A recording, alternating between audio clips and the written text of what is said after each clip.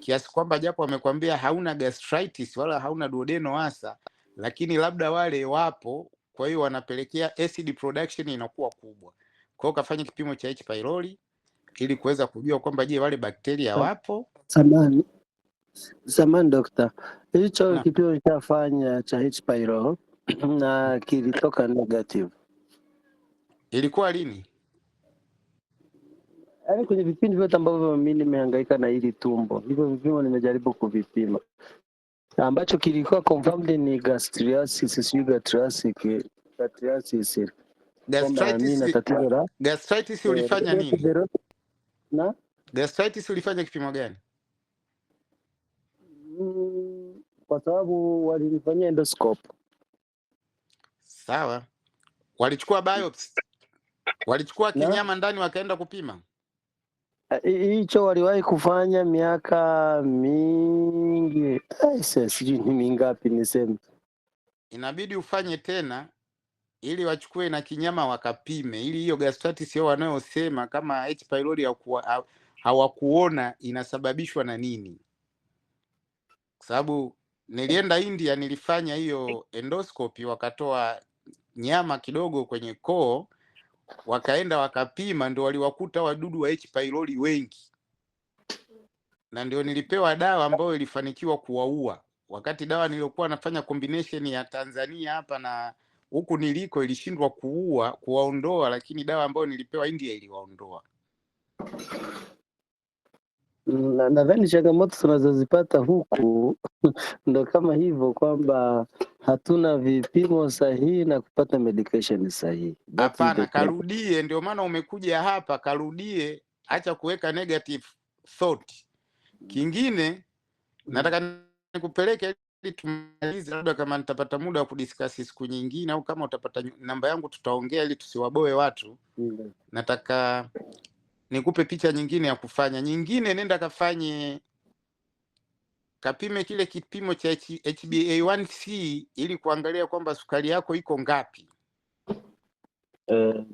Na sukari ikiwa juu vile vile utapata hizo bloating. Kuna kitu kimoja, ngoja nitaituma katika status yangu jana, nimeweka kuna nani moja nimeiweka sipo, nitaipiga picha nitaituma kwenye grupu. Utaangalia vitu ambavyo vinapelekea kwa nini mtu inafikia hatua anakuja anapata hata sukari au nini kutokana na poor digestion. Nitaiweka hapo, utaiona. Lakini kafanye kipimo cha H pylori, kafanye kipimo cha HbA1c ili tuone kwamba hali yako inaendelea vipi. Mazoezi usiache, kile kirutubisho cha chai endelea kutumia, kunywa maji mengi. Hata ukisikia njaa kunywa maji, japo maji mtu akisikia njaa akinywa ndo kama inaenda kama kuiongeza ile njaa, lakini we kunywa maji. Mimi ndio hivyo inavyonitokea. Kunywa maji, afu kikaa baada ya muda kidogo, kama kuna glasi ya maziwa kunywa maziwa, lakini haya maziwa usiachemshe yakawa ya moto. Kama uliachemsha yaache yapoe, halafu unywe yakiwa yamepoa, lakini yawe maziwa haya ya ng'ombe wa kukamuliwa, sio yale ya dukani. Samani dokta, mimi nikinywa maziwa napata kama mchafuko fulani wa tumbo. Iko hivi, ukinywa maziwa ya moto, kwa sababu yatakwenda kuinteract na ile acid kule tumboni, unaweza ukayapandisha yameganda, au unaweza yakatoka kwa uchungu sana, yanakuumiza. Na ukinywa maziwa ya baridi, ndio maana nakushauri, yatakwenda kukusaidia. Wewe utasikia kama unasikia mchafuko wa tumbo, lakini yale yanakwenda kukusaidia sasa kwenda kubalance ile acid iliyokuwepo tumboni na alkali. Kwenye maziwa kuna dawa, kuna vitu vingi vinapatikana kwenye maziwa. Hata kama utakuwa ukinywa unapata mchafuko wa tumbo, unaenda kualisha, hiyo ni nzuri, inakusaidia kwa wakati huo. Na kujamba ovyo ovyo vile vile. Sasa si ndio vizuri ukijamba? Maana ya kujamba ni nini? Kujamba ni kwamba unatoa ile gesi iliyojaa tumboni. Wewe unaogopa kujamba? Nenda chumbani, kama kuna watoto kajambe chumbani. Yake inakuwa kali vibaya, mnaivumiliki. Wewe una mchezo, unaleta mchezo, sijui hali sijui nani, unaleta mchezo. Najaribu kueleza na another party uipate kwamba inawezekana ni kwa nini inakuwa hivyo labda. Yaani mimi nakusaidia kwamba wewe time ile kwenye tumbo lako kunapo kunapokuwepo kuna gesi nyingi, na maana kuna acid production nyingi. Unapoweka maziwa unakwenda kuinteract, tunasema kwenda kuikata ile acid.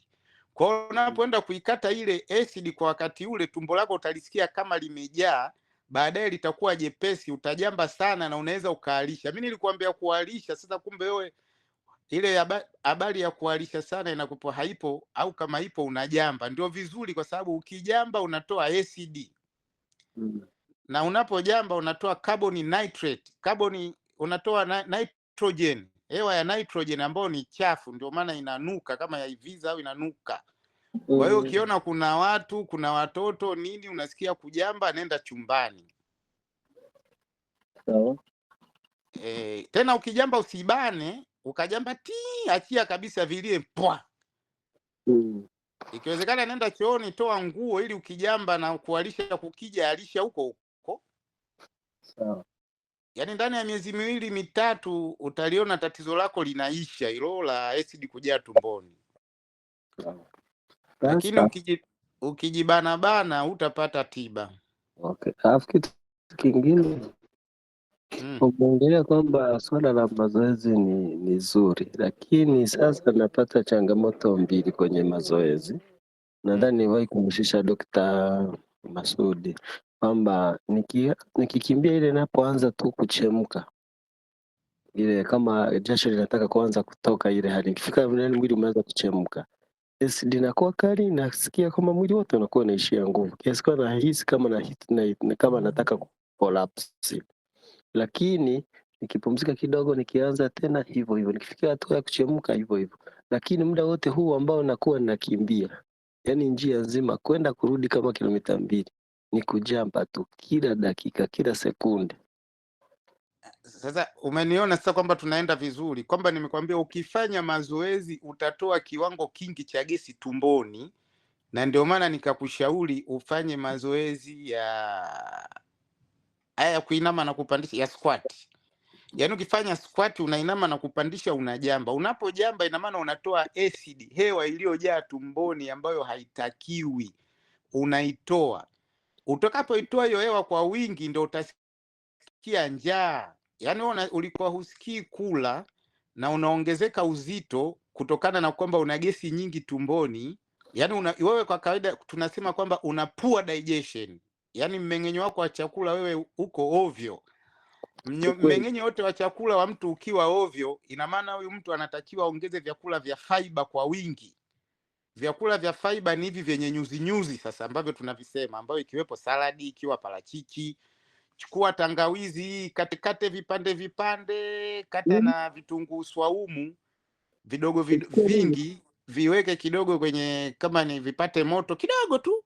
Alafu we kula, ikiwezekana changanya na vitu vingine vyote, kwa sababu ni vichungu na mboga, tafuna kula. Aswa vitunguu swaumu, aswa hii tangawizi ipendelee sana, kwa sababu inafanya kazi tangawizi kama zinazofanya hizi omeprazole, dawa za vidonda vya tumbo hizi. Utakuta gesi inatoka nyingi, tumbo lako lina inflammation, lina madonda. Hizo gastritis ni madonda, ina maana zitakwenda kutibu hivyo vitu. Baada ya hapo ile acid hutakuja kuisikia. Ila ni kwamba hivi vitu sio vya mara moja, kwa sababu hiyo ni chronic disease. Kwa hiyo itachukua muda mrefu mpaka kuja kukaa sawa.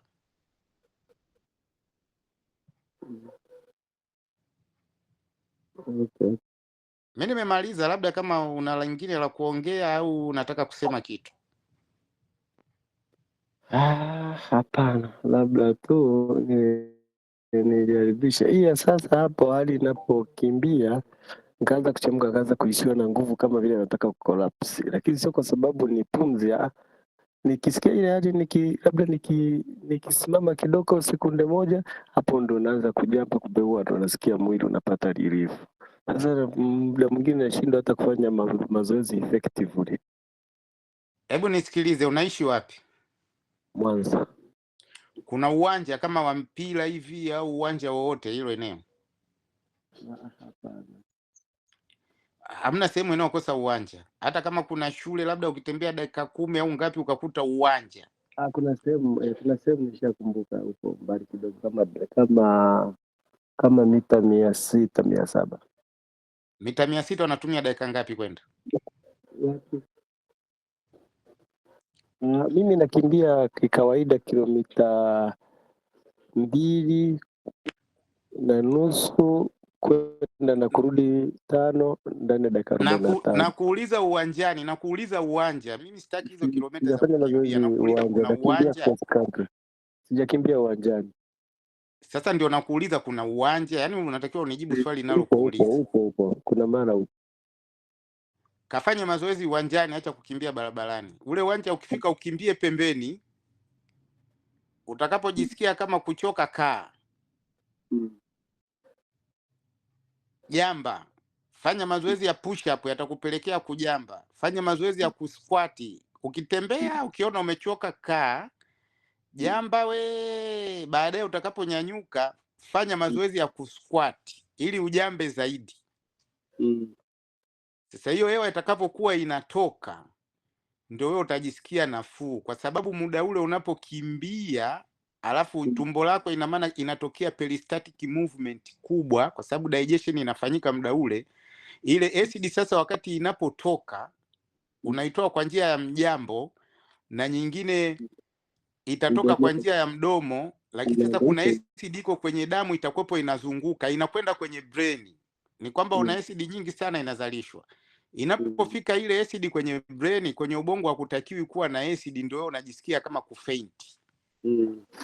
Sasa pumzika kwanza baada ya muda, alafu kijambo kifuate. Kama unaweza unapoenda kufanya mazoezi nenda na maji ya moto kidogo. Ili kile kipindi ambacho utakuwa umejisikia kama kufaint, kaa chini, maji ya vuguvugu. Likishatulia kunywa yale maji, yatakwenda kujaza ile sehemu ambayo iko, yani ilikuwepo ina hewa sasa ambayo inatoka. Ukiweka maji yakiingia, ile hewa iliyobaki itatolewa, itaenda nje, afu ile nafasi itashikiliwa na maji. Baada hapo utabeua sana au utajamba sana. Hiyo ndio dawa. Yaani kijambo usikichukie ndugu yangu. Kijambo ndio kila kitu. Okay. Yep. Asante sana Dr. Othman na kakangu Mr. Khalid. Nataka nifikishe kitu kimoja samani. Ameniambia kwamba kwenye uwanja wa mpira na nikimbie kuzunguka, kwa maana raundi yote ya zile mita 100 si za uwanja, nazunguka kwa nje au nakuwa nakimbia goli mpaka goli. Hivyo sasa wewe utaamua, lakini kinachotakiwa ni kwamba kama ni kukimbia, kutembea kwa kipindi hiki, fanya kwenye uwanja, usifanye barabarani huku. Yaani nakwambia hivyo kwa sababu ile ni itakuwepo ni sehemu salama kwa wewe, hata ukijisikia chochote kile, kwa sababu kufenti kwako wewe hakukupelekei uzimie ufe. Uwe umekaa tu huko huko, kama ni eneo la uwanja ile ni salama. Huku kwingine kwenye barabara, nina maana yangu, unaweza ukapata shida, ukagongwa na magari, pikipiki, manini. Ndio maana nakwambia nenda uwanjani. Alafu kwenye uwanja utakuwa huru, kwamba kipindi utakapojisikia vibaya ukikaa, utakaponyanyuka utafanya mazoezi ya squat hapo hapo uwanjani. Kwa kikubwa ninachotaka kukwambia ni kwamba mazoezi ya viungo ni mazuri sana kwako wewe kuliko haya mazoezi ya kukimbia na kutembea. Lakini ili utoke jasho na viungo pia vifanye kazi, mazoezi ya kutembea na kukimbia na mingine ni mazuri. Sasa kama kwa mfano kuna watu wanacheza mpira katika uwanja wanafanya mazoezi, wewe kajumuike nao wao sasa. Ila kikifika kipindi cha kujamba, kama unaona aibu, katafute engo ambayo hakuna mtu, wewe jamba kule. Usizuie hiyo hewa inapotaka kutoka. Asante sana Dr. Othman kwa ufafanuzi mzuri. Asante sana kaka yetu Khalid kwa swali lako zuri. Kakangu Khalid, nilitamani uje mapema kwa sababu tupate ushauri kutoka kwa watu tofauti tofauti, kwa sababu kesi yako wewe sio kama unayo peke yako. Watu wengi wanasumbuliwa na hii kesi, lakini laiti ungekuja mapema tukianza na mada yako hii, tungepata maelezo kutoka kwa Dr. Othman, tukapata kwa wengine mpaka ufafanuzi mzuri. Dr. Othman amemaliza kila kitu, ila mimi nataka nikazie sehemu moja, kwa sababu kakangu Khalid nakufahamu vizuri, ndio maana jambo lako nikataka tuje tulidiscuss hapa. Kakangu Khalid, jambo zito wewe Dr. Othman amekwambia changamoto yako inaweza ikachukua miezi mitatu mpaka ikafikiwa kupona, lakini kuna kitu mimi nataka nikuhakikishie, panapo majaliwa, laiti ukifanya kama unavyoambiwa, basi miezi mitatu haiwezi kufika. Tatizo lako kakaangu Khalid, huwa una matibabu unayakimbia mwenyewe binafsi.